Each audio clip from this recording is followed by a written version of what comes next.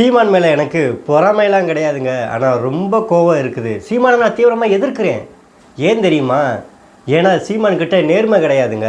கலைஞருடைய சமாதியை சீமான் கையை வச்சா நான் சும்மாவே விட மாட்டேன். திமுகவுடைய கடைசி தொண்டன் இருக்கிற வரைக்கும் கலைஞர் சமாதியை சீமானால் ஒன்றுமே செய்ய முடியாது அப்படின்னு இதையெல்லாம் பார்க்கும்பொழுது நம்ம உறவுகளுக்கு தோணலாம், என்னப்பா ஏதோ தெலுங்கு பட சினிமா டைலாக் மாதிரியே இருக்குதுன்னு. இது தெலுங்கு பட சினிமா டைலாக் கிடையாது. அந்த தெலுங்கர்கள் ஆக்கிரமிப்பு செய்து தமிழ்நாட்டில் ஒரு அரசியல் உருவாக்கிட்டு இருக்காங்களே திராவிடம், அந்த திராவிடத்திற்கே இன்றைக்கி பெரிய ஒரு பேராசனாக இருக்கக்கூடிய ஐயா சுபவீர பாண்டியனுடைய டைலாக்கு. சுபவீர பாண்டியனுக்கு அரசியல் என்பது இப்போ திராவிடம் கிடையாது, பெரியார் பற்றி பேசுவது கிடையாது, திமுகவிற்கு முட்டு கொடுப்பது கிடையாது, அண்ணன் சீமான் அவர்களை திட்டுவது என்கிற ஒரு புதுவிதமான அஜெண்டாவை இப்போ கையில் எடுத்திருக்காரு. ஒரு 2 வருடம் 3 வருடங்களுக்கு முன்னாடி சொன்னார், வெளிப்படையாகவே நான் சொல்லிவிடுகிறேன், இனிமேல் நாம் தமிழர் கட்சியை நம்ம எதிர்க்க வேண்டிய கட்டாயத்திற்கு வந்து விட்டோம் அப்படின்னாரு. இப்போ உட்காந்துக்கிட்டு என்ன சொல்கிறாருன்னா, நாம் தமிழர் கட்சி வாக்கு சதவீதத்தில் வாங்கலாம், அப்படி 1% 2% இதெல்லாம் வாங்கினா இன்னும் 100 வருஷம் கழிச்சு தான் அதிகாரத்தை பிடிக்கணும், நல்ல வேளை 100 வருஷத்துக்கு நான் உயிரோடு இருக்க மாட்டேன்னு ஐயா சுபவீர பாண்டியன் சொன்னார். ஒரு நாளைக்கு முன்னாடி என்ன சொல்கிறாரு அப்படின்னா, சீமானுடைய அரசியல் என்பது ரொம்ப ஆபத்தான ஒரு அரசியல், அந்த அரசியல் வந்து வளரவே கூடாது, சீமான் கிட்ட திறமை நிறையா இருக்குதுங்க, ஆனால் நேர்மை கிடையாது அப்படின்னு சொல்லி அண்ணன் சீமான் அவர்கள் மீது பலவிதமான குற்றச்சாட்டுகளை ஐயா சுபவீர பாண்டியன் அவர்கள் வைத்திருக்காங்க. இந்த ஏமாத்துறதுன்னு சொல்லும் போது நமக்கு ஒரு விடயம் ஞாபகத்துக்கு வந்தது. ஒரு 3 வருடத்துக்கு முன்னாடி ஒரு இளைஞன் ஐயா சுபவீர பாண்டியன் போய் கேட்குறாங்க, ஐயா என்னோட குடும்பமே திராவிட இயக்கத்தில் பயணித்த குடும்பம் தான், அந்த குடும்பத்திலேருந்து வந்த நானும் அந்த திராவிட இயக்கத்தில் பயணிக்கணும்னு நினைக்கிறேன், இந்த திராவிட கருத்தியலை கொண்டு போகணும்னு சொல்லி நினைக்கிறேன், அப்போ எனக்கு எதனா ஒரு ஆலோசனை கொடுங்க, என்னை வந்து வழி நடத்துங்க அப்படின்னு கேட்குறாரு. அப்போ சுபவீர பாண்டியன் என்ன சொல்கிறாருன்னா, தம்பி உங்களுடைய நோக்கம் சரியான நோக்கம், உங்களுடைய செயல்பாடுகளுக்கு நான் வாழ்த்துக்கள் தெரிவிக்கிறேன், ஆனால் நீங்கள் எதிர்க்க வேண்டியது யாரை தெரியுமா? ஆரிய கூட்டத்தை கிடையாது, தமிழ்நாட்டில் நாம் தமிழர் கட்சின்னு ஒருத்தர் இருக்கிறாரு, சீமான்னு ஒருத்தர் இருக்கிறாரு, அவரை எதிர்த்து அறிக்கை விடணும், அரசியல் செய்யணும். அவர் நாம் தமிழர் கட்சி வச்சுருக்காரு, நீங்கள் நாம் திராவிடர் கட்சின்னு உருவாக்கி சீமானுக்கு எதிராக நீங்கள் வளர்ந்து வாங்க, நான் பின்னாடி இருந்து சப்போர்ட் பண்ணுறேன்னு சொன்னார். இதை கேட்டால் அந்த இளைஞனும் வேறு வழி இல்லாமல் சரி ஐயா அவ்வளோ தூரம் சொல்கிறாருன்னு சொல்லி நாம் திராவிடர் கட்சின்னு ஒன்று ஆரம்பித்து குளத்துருமணியை அழைச்சிட்டு வந்து, ராமகிருஷ்ணனை அழைச்சிட்டு வந்து, சுபவீர பாண்டியனை அழைச்சிட்டு வந்து, சமூக வலைத்தளம்லாம் புகைப்படங்கள் தெரிக்க விட்டு 1 மாத காலம் ஓடிச்சு அந்த வண்டியும். அதுக்கப்புறம் அந்த வண்டி படுத்துருச்சு. ஏன்னா அந்த வண்டியை யாரெல்லாம் ஓட்டிகிட்டு போகலாம், யாரெல்லாம் சவாரி தரேன்னு சொன்னாலும் அவங்க யாருமே கண்டுக்கல, அந்த வண்டி சவாரி போகாமல் படுத்துருச்சு. இறுதியில் அந்த இளைஞன் வெளியேறி வந்து அண்ணன் சீமான் அவர்களிடம் உங்களை அழிப்பதற்கும் உங்களை எதிர்த்து பேசுவதற்கும் சுபவீர பாண்டியன் என்கிற பெருந்தகை தான் என்னை உருவாக்குனார், இப்போ அது இந்த உண்மையெல்லாம் நான் தெரிஞ்சு போச்சு, கடைசியாக நான் உங்ககிட்டே வந்து நான் இணைஞ்சிட்றேனே அப்படின்னு சொல்லி நாம் தமிழர் கட்சியில் இணைஞ்சார். சுபவீர பாண்டியன் தான் ஒன்றா இருக்கிற ஒன்றை 9ஆக மாற்றுறேன்னு சொல்லி ஒன்றா இருந்த என்ன 0 மாற்றி அனுப்புனதே இன்றைக்கி சுபவீர பாண்டியன் தான் அப்படி சொல்லி தன்னோட மனவேதனையெல்லாம் வெளியில் கொட்டியிருந்தார். இப்படி பண்ண சுபவீர பாண்டியன் ஏமாத்துறவரா, இல்லை நாம் தமிழர் கட்சியோட அண்ணன் சீமான் அவர்கள் தமிழ்நாட்டில் தமிழ் தேசியங்கிற ஒரு அரசியலை, ஒரு மூலையில் கடந்த ஒரு அரசியலை ஒரு பெருவாரியான மக்களுடைய அரசியலாக மாற்றி தமிழ் தேசிய இனத்தின் ஒரு உரிமையாக இன்றைக்கி மாற்றி ஒரு 35 லட்சம் வாக்குகளை பெற்று தமிழ்நாட்டின் அங்கீகரிக்கப்பட்ட கட்சியாக உருவாக்குவதற்கு பல ஏற்று பேச்சுக்கள், பல தடைகள், பல போராட்டங்கள், பல சிறை வாழ்க்கை, பல அவமானங்கள், இப்படி எண்ணற்ற விடயங்களை தாண்டி வந்து இன்றைக்கி மக்கள் சக்தியாக மாறியிருக்கக்கூடிய அண்ணன் சீமான் எந்த இடத்துல ஏமாத்தினார்? அதாவது ஐயா சுபவீர பாண்டியனும் ஒரு இடத்துல ஏமாற்றிட்டார் அண்ணே, நான் ஒத்துக்கிறேன், 100% ஒத்துக்கிறேன். என்ன ஏமாத்தினார் அப்படின்னா, இந்த தமிழ்நாட்டில் கட்சி ஆரம்பித்த எல்லாருமே ஒரு தேர்தலுக்கு தனித்து நிற்பாங்க, திமுகவை எதிர்த்து பேசுவாங்க, அதற்கப்புறம் திமுக அதிமுக கிட்ட சரணடைச்சுவாங்க, அதே மாதிரி சீமானு இருந்துருவார் நினச்சிதான் சுபவீர பாண்டியன் ஒரு காலத்தில் இருந்திருக்காப்புல. ஆனால் நான் சீமான் அவருடைய உண்மையான குணம் தெரியாமல், அவருடைய பிடிவாத குணம் தெரியாமல், அவருடைய கொள்கை ஈடுபாடு தெரியாமல் இவர் என்னடா 1 தேர்தல் 2 தேர்தல் 3 தேர்தல் இப்போ 5வது தேர்தலும் தனித்து நிற்கக்கூடிய இடத்துக்கு போய் கிடைச்ச மாநில கட்சியாக மாறிட்டாப்லே. அப்போ இவர் நம்ம நினைக்கிற மாதிரி அரசியல்வாதி கிடையாது அப்படின்னு சொல்லி அந்த இடத்துல சுபவீர பாண்டியனா அண்ணன் சீமான் ஏமாத்திட்டார். அதில் வைத்தறிச்சலுங்க, வைத்தறிச்சல். சீமானு வளர்றாருன்னு என்ன பேசுறதே தெரியாமல் ஏதோ உனத்தை பேசிட்டு கிடக்கிறாருங்க இந்த எரான். அண்ணாமலை கூட பரவாயில்லைங்க, திராவிட இயக்க தலைவர்களை இப்படிலாம் எதிர்த்தது கிடையாது, திராவிடங்கள் இல்லாத ஒரு ஆட்சி அமைக்கணும், கழகங்கள் இல்லாத ஆட்சி அமைக்கணும் தான் சொல்கிறாரு ஒழிய ஒருமையிலலாம் எந்த தலைவரையும் பேசுனது கிடையாது. நான் கூட என் வயதில் பேசுனதில்லை. ஆனால் சீமானை பார்த்தீங்கன்னா பொது மேடையில் உட்காந்துக்கிட்டு அத்தனை மக்களை வைத்துக்கொண்டு ஒரு வயதான கிழட்டு பைய அப்படிங்கிறதும் இன்னும் பல வார்த்தைகளை பயன்படுத்துறதும் இதெல்லாம் நியாயமாங்க? இதெல்லாம் என்னை போன்றவர்களுக்கு கடுமையான கோபம் வந்தது. கலைஞரை எதிர்க்கக்கூடிய அந்த சூழ்நிலையில் தான் நான் மிக தீவிரமாக சீமானை எதிர்க்கக்கூடிய முடிவையும் நான் எதிர்த்தேன் அப்படின்னு சொல்கிறாரு. அப்படியே கொஞ்சம் ஒரு 14 ஆண்டுகளுக்கு பின்னாடி 2009 2008 காலகட்டத்துக்கு போனோம்னா அன்னைக்கு ஈழப்போருங்கிறது ரொம்ப தீவிரமடைந்து இருக்கிறது. திராவிட முன்னேற்ற கழகத்தோட ஆட்சி தமிழ்நாட்டில் இருக்கிறது. மத்தியில் வந்து காங்கிரஸ் கட்சியோட கூட்டணியில் திராவிட முன்னேற்ற கழகம் இருக்கிறது.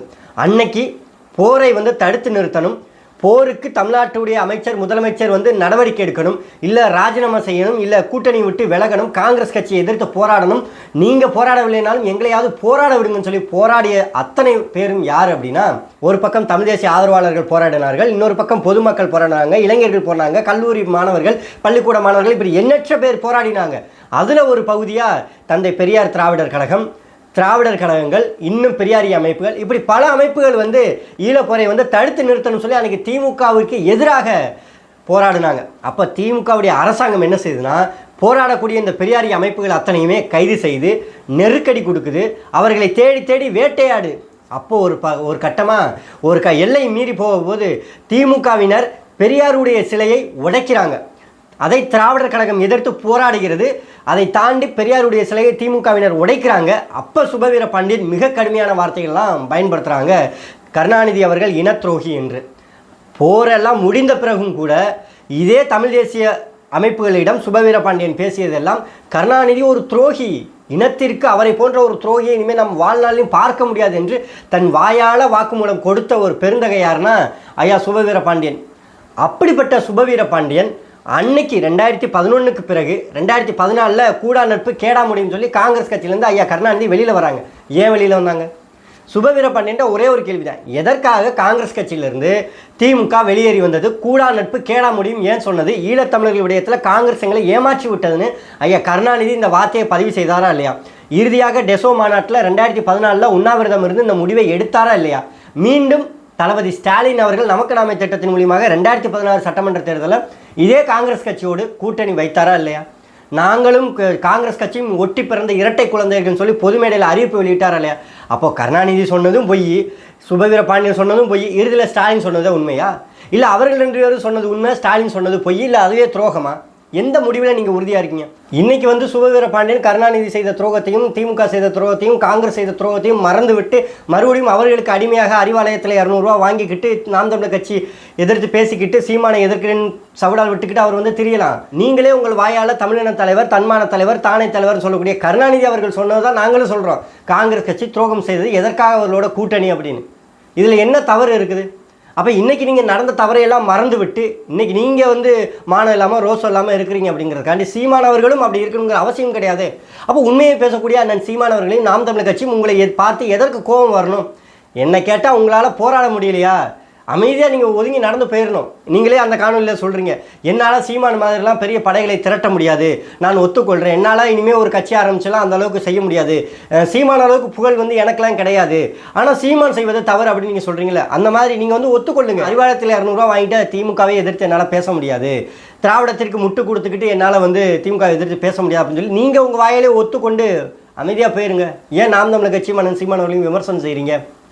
கடுமையாக எதிர்க்கிறாங்களா? கருணாநிதி அவர்களை வந்து எதிர்க்கும் போது என்னால் அளவு கடந்த கோபம் வருகிறது. எங்களுக்கு தான் கோபம் வருது.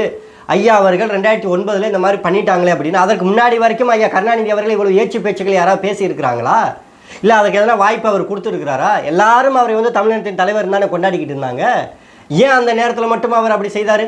அப்போ பதவிக்காக தன் இனத்தையே கொன்றொழிக்கக்கூடிய ஒன்றை எந்த தலைவன் ஏற்றுக்கொள்ளுவான்? யாரும் ஏற்றுக்கொள்ள மாட்டாங்க. அதை ஏன் ஐயா கருணாநிதி செய்யலைன்னு தான் கேட்குறோம். இன்றைக்கி ஐயா சுபவீர பாண்டியன் சொல்கிறாரு, பிஜேபி அரசாங்கம் பெரும்பான்மை இல்லைங்கிறதுனால எந்த தவறு நடந்தாலும் கூட்டணியிலேருந்து விலகிடுவாங்க, அது உலக விடயமாக மாறிடும், சர்வதேச ஒரு பிரச்சனையாக மாறும் இந்திய ஆட்சி கவிழ்ந்து விட்டால், அதனால் பிஜேபி வந்து தான் நினைத்ததையெல்லாம் சாதிக்க முடியாதுன்னு இன்றைக்கி உட்காந்துக்கிட்டு பேசுகிறாரு ஐயா சுபவீர பாண்டியன். இதைத்தானே நாங்கள் 2009 சொன்னோம். ஈழப்போர் நடந்து கொண்டு இருக்கும்போது திமுக கொடுத்த ஆதரவை திரும்ப வாங்குங்க, ஆட்சி கவிழும், அப்போ சர்வதேச பிரச்சனையாக இது மாறும், உலக நாடுகள் கவனம் பெறும், அப்போ இது இன்னும் பெரிய ஒரு தீவிரம், ஒரு அழுத்தம் இலங்கை அரசுக்கு கொடுக்கப்படும்னு அதைத்தானே நாங்கள் சொன்னோம். அது எப்படி ஒரு முதலமைச்சர் என்ன செய்ய முடியும்? ஒரு மாநிலத்தோட முதலமைச்சர் 2 நாடுகளுக்கான போரை எப்படி தடுத்து நிறுத்த முடியும்னு இதே சுபவீர பாண்டியன் இன்றைக்கி வச்சு உருட்டிக்கிட்டு இருக்கிறாரு. இது என்னையா? உங்களுக்கு வந்தால் ரத்தம், எங்களுக்கு வந்தால் தக்காளி சட்னியா? மனசாட்சின்னு ஒன்று வேணாமா? ஐயா சுபவீர பாண்டியன் கூடுதலாக சொல்கிறாரு, பேனா சிலை வைப்பதற்கும் அதே கருணாநிதியோட சமாதியை உடைப்பதற்கும்லாம் பேசுகிறாரு. இதெல்லாம் நல்லா வாங்க இருக்கிறது. தமிழினத்திற்காண்டி இவ்வளோ தூரம் வாழ்ந்து மறைந்த அந்த தலைவருடைய சமாதியை எப்படி அவர் செய்ய முடியும்? திமுகவுடைய கடைசி தொண்டன் இருக்கிற வரைக்கும் அது நடக்காது அப்படின்னு சொல்கிறாரு. அதைத்தான் நாங்கள் சொல்கிறோம். உண்மையிலேயே மானத்தமிழச்சி மாரில் பால் குடித்த கடைசி தமிழன் இருக்கிற வரைக்கும் திமுகவுடைய துரோகம் என்பதும் திராவிடத்துடைய துரோகம் என்பதும் இந்த மண்ணிலிருந்து அழியாது. எப்படி இருந்தாலும் கடத்திக்கிட்டே தான் இருப்போம். ஒவ்வொரு மே 17க்கும் கடத்துகிற மாதிரி, ஒவ்வொரு மாவீரர் தினத்துக்கும் கடத்து கொண்டு வருவது மாதிரி, ஒவ்வொரு ஐயா கருணாநிதி அவர்களுடைய பிறந்தநாளுக்கும் கடத்துவது போல எல்லா நாளுக்கும் நாங்கள் கடத்தி கொண்டே தான் இருப்போம். எங்களுடைய பிறவி கடமை.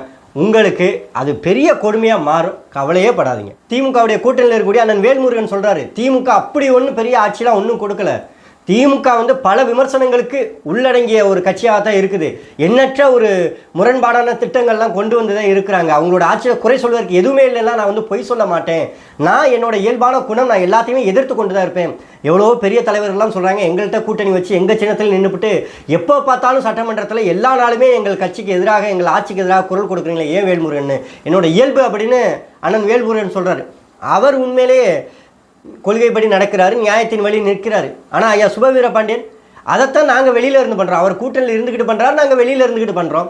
இதையே அண்ணன் வேல்முருகன்ட்ட சுபவீர பாண்டியன் கேட்க முடியுமா? கேட்க முடியாது. ஐயா சுபவீர பாண்டியன் தமிழ்நாட்டில் எதிர்ப்பதற்கு எத்தனையோ கோட்பாட்டு ரீதியாக எத்தனையோ அரசியல் சூழ்ச்சிகள் இங்கே நடந்து கொண்டு இருக்குது.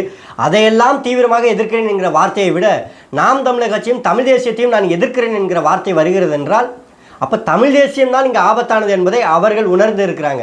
அண்ணன் சீமான் அவர்கள் ஒரு புத்தகத்தில் சொல்லியிருக்கிறது போல, தமிழ் தேசியம் யாருக்கு ஆபத்தானதுன்னா தமிழின மீட்சிக்கு எதிரானவர்கள், தமிழின முன்னேற்றத்திற்கு எதிரானவர்கள், தமிழின விடுதலைக்கு எதிரானவர்கள், தமிழின உரிமைக்கு எதிரானவர்கள், இவர்களுக்கு அது ஆபத்து அப்படின்னு சொல்லியிருப்பார். அதுபோல் இன்றைக்கி சுபவீர பாண்டியனுடைய திராவிட இயக்கங்கள் அத்தனையும் தமிழர்களுக்கு எதிராக இருக்கிறது. அதனால் அவர்களுக்கு தமிழ் தேசியம் ஆபத்தாக இருக்கிறது என்கிற உண்மையை அந்த காணொலியில் நம்மளால் புரிந்து கொள்ள முடிந்தது. அதே நேரம் ஐயா சுபவீர பாண்டியன் சொல்கிறார், எனக்கு சீமான நினச்சாவே கோபமாக வருதுங்கன்னு. உண்மையை சொல்லப்போனால் கோபம் வருகிற எவனும் அடிமையாக இருக்கவே மாட்டான். அடிமைத்தனத்தின் விடுதலை பெறணும்னு ஒருவன் நினைத்தா அப்படின்னா முதல்ல அவனுக்கு கோபம் தான் வரும். அந்த கோபம் தான் அவனை அடிமையிலேருந்து வெளியில் கொண்டு வரும். அப்படி ஐயா சுபவீர பாண்டியனுக்கு என்றாவது ஒரு நாள் கோபம் வந்திருந்தால் அவர் இந்த திராவிடத்திற்கு நம்ம முட்டு கொடுக்கக்கூடாது, 200 ரூபா வாங்கக்கூடாது, ஐயா ஸ்டாலின் அவருடைய ஆட்சிகளுக்கு நடக்கக்கூடிய குறைகளை எதிர்த்து நம்ம பேசணும். சமூக நீதி ஆட்சி நடைபெறல, ஆரியத்திற்கு கைப்பாவையாக இருக்கிறாங்க. சீமான் பேசக்கூடிய தமிழ் தேசியம் சரியானது தான், கேட்கக்கூடிய கேள்விகள் சரியானது தான். அந்த கேள்வியை கேட்டுட்டு நம்ம ஒருவேளை உணவு எப்படிடா உண்ணுறோம் அப்படிங்கிற கவலை ஐயா சுபவீர பாண்டியனுக்கு வந்திருக்கணும். வரல. அவருக்கு வரக்கூடியது கோபம் கிடையாது, பொறாமை.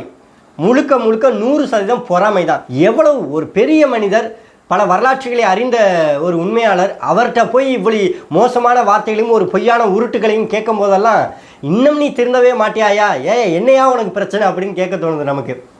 ஆனால் ஐயா சுபவீர பாண்டியன் அவர்கள் இன்னும் இதே போல் தொடர்ந்து பேசிக்கொண்டே இருக்கணும்.